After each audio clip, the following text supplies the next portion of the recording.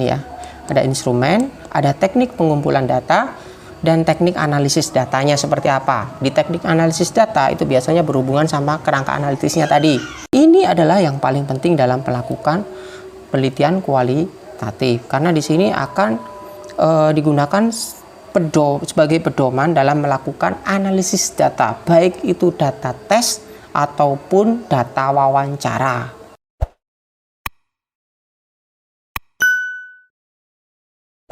Oke, assalamualaikum warahmatullahi wabarakatuh. Ya, alhamdulillah kita masih diberi kesempatan ketemu ya. Oke, pada kesempatan kali ini saya akan membahas tentang penelitian kualitatif pendidikan matematika. Nah, kali ini akan saya jelaskan sedikit tentang pemahaman mulai dari dasarnya seperti apa. Oke, kalau saudara lihat di sini, kita langsung mulai saja ya. Kalau misalkan kita melakukan penelitian, otomatis kita asumsikan sudah dapat judulnya ya. Dari judul, dan judul itu mengarah kepada penelitian metodologinya dengan metodologi kualitatif. Nah, otomatis di dalam penelitian, setelah kita menentukan judul kan ada latar belakang ya, atau mungkin pendahuluannya.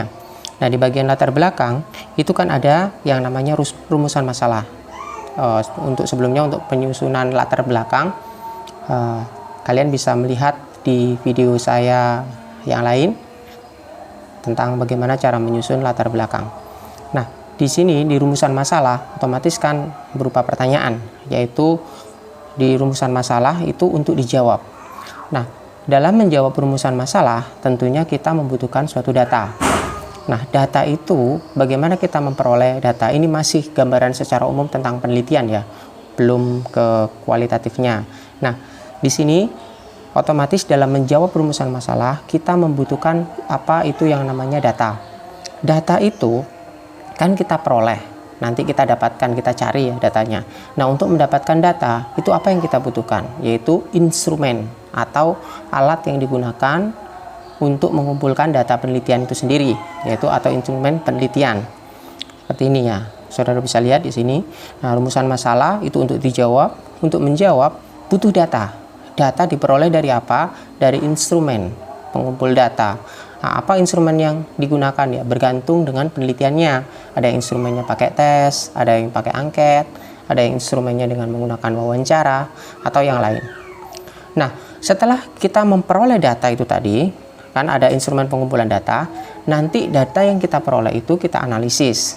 Nah, dalam analisis data ini ada macam-macam. Ada yang analisisnya dengan menggunakan analisisnya secara kualitatif, dan ada yang menggunakan analisis secara kuantitatif, dan ada yang menggunakan gabungan atau mixed method seperti itu. Nah, di dalam proses pengumpulan data, analisis data itu kan sebenarnya lebih lanjut nanti akan dibahas di bab 3 seperti itu. Nah, sekarang kita mulai fokus ke penelitian kualitatif ya.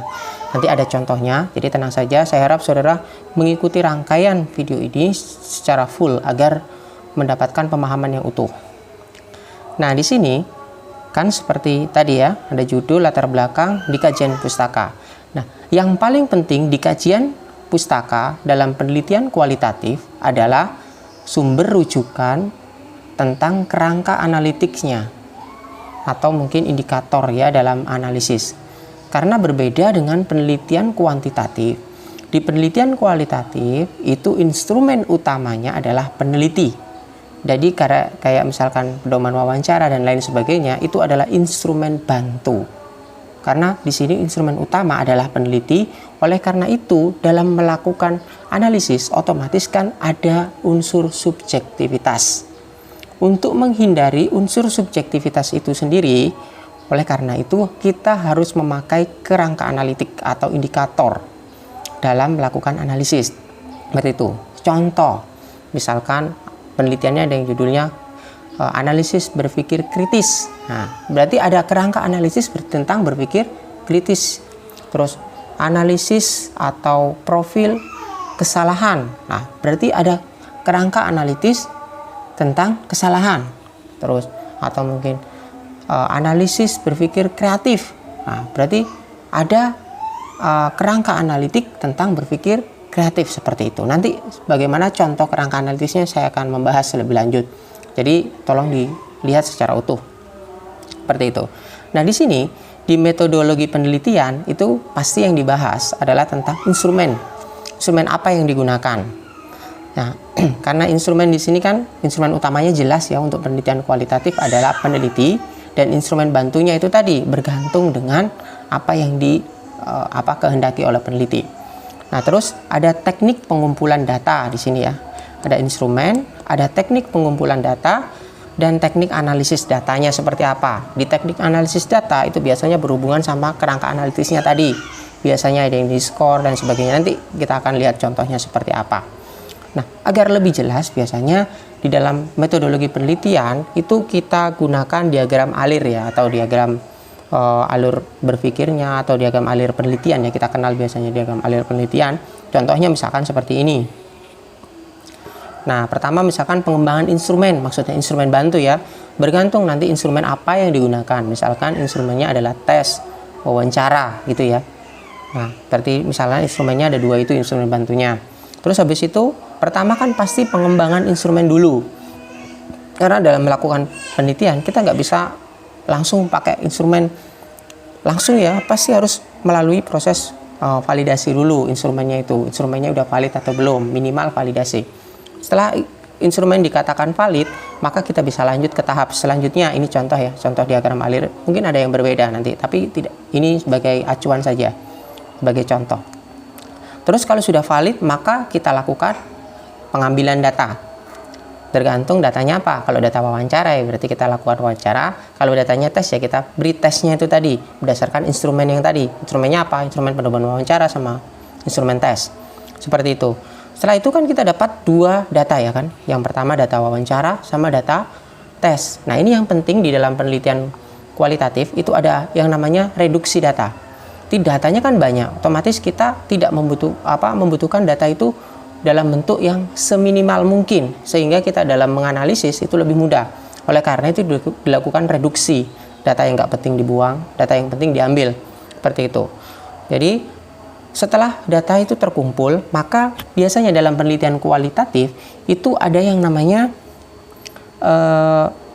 keabsahan data ya, karena kan subjektivitasnya tinggi. Dalam melakukan wawancara, kita analisis data wawancaranya kan pasti ada unsur subjektivitas. Dalam melakukan analisis hasil tes juga sama, ada unsur subjektivitas. Oleh karena itu, untuk menghindari semua unsur subjektivitas itu, salah satu ya, yang bisa kita lakukan adalah dengan melakukan triangulasi data. Triangulasi data apa? Di sini yang dipakai di contoh ini adalah triangulasi data. Jadi ada beberapa macam triangulasi. Kalau saya merujuk kepada pendapatnya Densin itu ada triangulasi data. Yang kedua ada triangulasi investigator. Yang ketiga ada triangulasi teori. Dan yang keempat ada triangulasi metode. Untuk kasus ini, kalau berdasarkan pemahaman saya, maka ini termasuk triangulasi data. Karena dari 2 data yang berbeda, yaitu data tes sama data wawancara. Seperti itu. Setelah dilakukan triangulasi, tujuannya untuk apa? Keabsahan atau rigor, atau bagaimana kita meyakinkan bahwa penelitian ini itu hasil analisisnya, datanya itu tidak subjektif.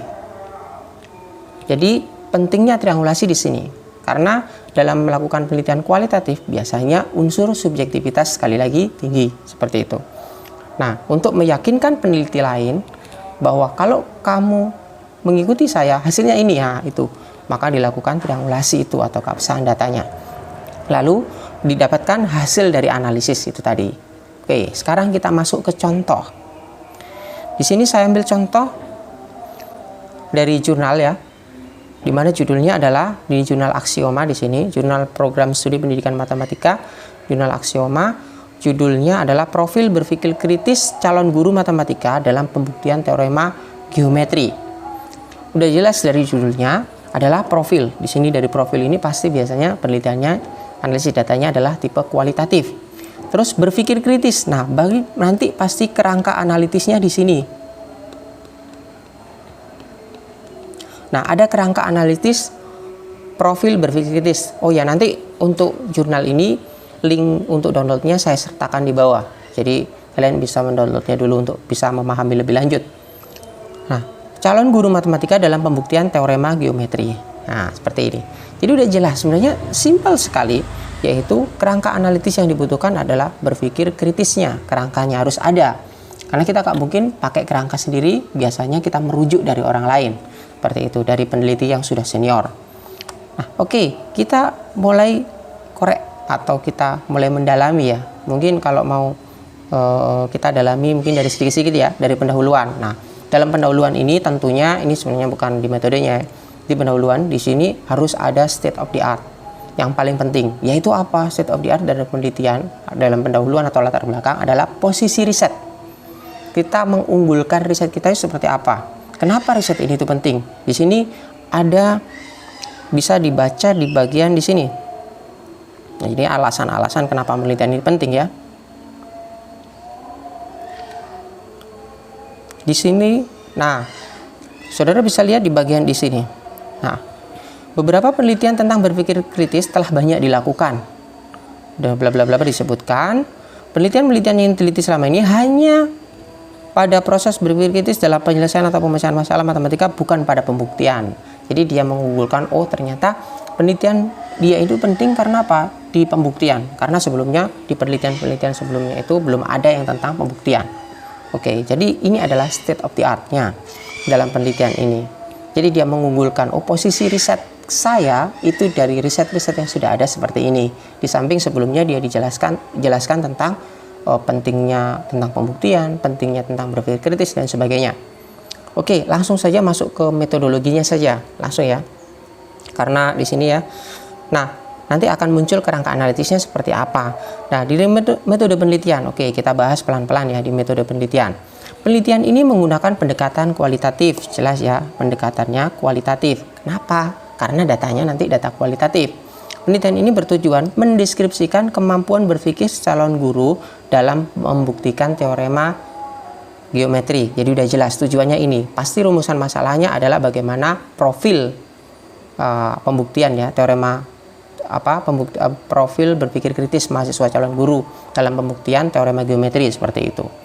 Nah, teknik pengambilan sampel atau subjeknya itu purposive sampling pasti, karena penelitian kualitatif biasanya pasti pakai purposive sampling atau dengan tujuan, bukan random sampling. Kalau penelitian kuanti itu masuk di random samplingnya. Nah, yaitu 3. Nah, subjeknya cuma 3.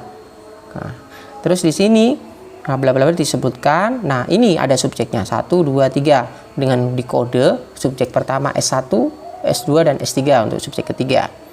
Nah, instrumen dalam penelitian ini adalah tes berpikir kritis dan pedoman wawancara. Oke, saya beri catatan. Ini yang dimaksud adalah instrumen bantu ya, instrumen bantu. Instrumen bantu. Nah, karena instrumen utamanya peneliti. Oke, di sini. Jadi ini tentang instrumennya. Terus habis itu kita lihat, nah dari tadi saya bicara tentang kerangka analitik. Seperti apa sih kerangka analitik ini, lihat di bagian ini.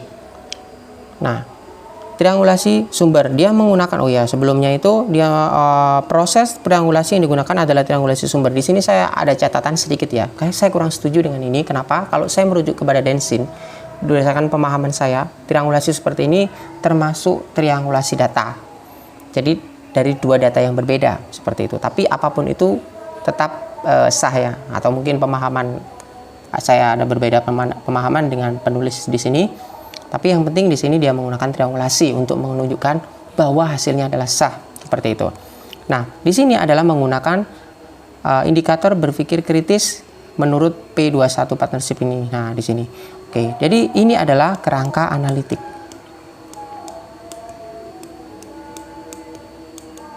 Nah, di sini kerangka analisisnya yang paling penting dalam penelitian kualitatif. Apa saja kerangka analitiknya? Nah, jadi mungkin sebenarnya di sini yang indikator itu ini ya, ini kerangka analitisnya itu ini. Nah, ada apa saja di situ? 1, mencari struktur logis dalam mengatasi tantangan matematika, menggambar segitiga dengan benar bla bla bla. 3, nah di sini dia menggunakan penskoran. Jadi untuk misalkan kasus pertama di sini ya skornya 0. Ini 1. Kalau kasusnya seperti ini 2, 3 dan seperti itu. Nah, ini adalah yang paling penting dalam melakukan penelitian kualitatif, karena di sini akan digunakan sebagai pedoman dalam melakukan analisis data, baik itu data tes ataupun data wawancara. Seperti itu. Jadi pedomannya pakai ini. Nah, ini adalah kerangka analitik. Jadi, kalau kalian melakukan penelitian kualitatif, otomatis harus mencari kerangka analitik sebagai acuan kalian dalam menganalisis data, apapun itu. Contoh, tadi saya ulang lagi, yaitu contoh misalkan analisis kesalahan, profil kesalahan, analisis berpikir kritis, profil berpikir kritis, profil berpikir kreatif, atau analisis berpikir kreatif, terus analisis pemecahan masalah, atau profil pemecahan masalah, terus analisis kemampuan komunikasi, dan sebagainya. Ada banyak sekali. Itu adalah contoh-contoh kerangka analitis yang digunakan oleh beberapa penelitian dalam pendidikan matematika. Apakah itu saja? Tidak, banyak. Atau profil kemampuan literasi dan sebagainya. Nah, jadi yang jelas harus ada pedoman di sini. Nah, setelah itu, setelah ada datanya, otomatis nanti muncul di pembahasan ya, setelah metodologinya dijelaskan di sini, kategori berpikir kritis dalam pembuktian. Nah, ini ada kategorinya. Dia mengkategorikan yaitu kategori kurang, cukup, baik, dan sangat baik, seperti itu. Lalu setelah itu masuk di hasil dan pembahasan. Nah, kita cek nanti. Saudara nanti di hasil dan pembahasan bisa melihat ya, membaca sendiri bagaimana contoh hasil pembahasannya. Nah, ini dalam hasil pembahasan ini adalah udah azan ya. Di sini saya stop dulu.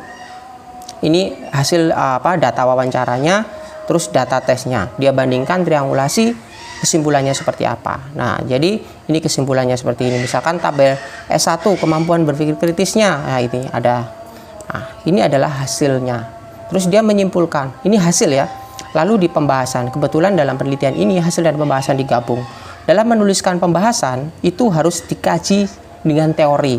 Jadi kata kunci bedanya hasil sama pembahasan. Kalau hasil, peneliti tidak boleh memberikan interpretasi, tapi di pembahasan itu peneliti memberikan interpretasi dari hasil itu tadi, yaitu dengan memberikan penguatan atau mungkin membandingkan dengan penelitian-penelitian yang lain atau studi yang lain yang sudah dibahas di bab 2 atau di kajian teori atau kajian pustaka. Setelah itu masuk di rangkuman. Nah, untuk lebih jelasnya bisa lihat ini salah satu contoh jurnalnya, bisa di-download di link yang saya sertakan di deskripsi. Oke, untuk mempelajari yang lain bisa cek video saya yang lain, yaitu tentang menulis pendahuluan dan yang lain. Kemungkinan nanti saya akan membahas tentang bagaimana secara mendetail lagi ya, mungkin contoh-contoh yang lain tentang bagaimana penelitian matematika. Kalau ada penelitian kuantitatif bisa dicek, ada contohnya juga. Nah, demikian yang bisa saya sampaikan. Ada pertanyaan silahkan tuliskan di komentar. Terima kasih. Assalamualaikum warahmatullahi wabarakatuh. Semoga bermanfaat.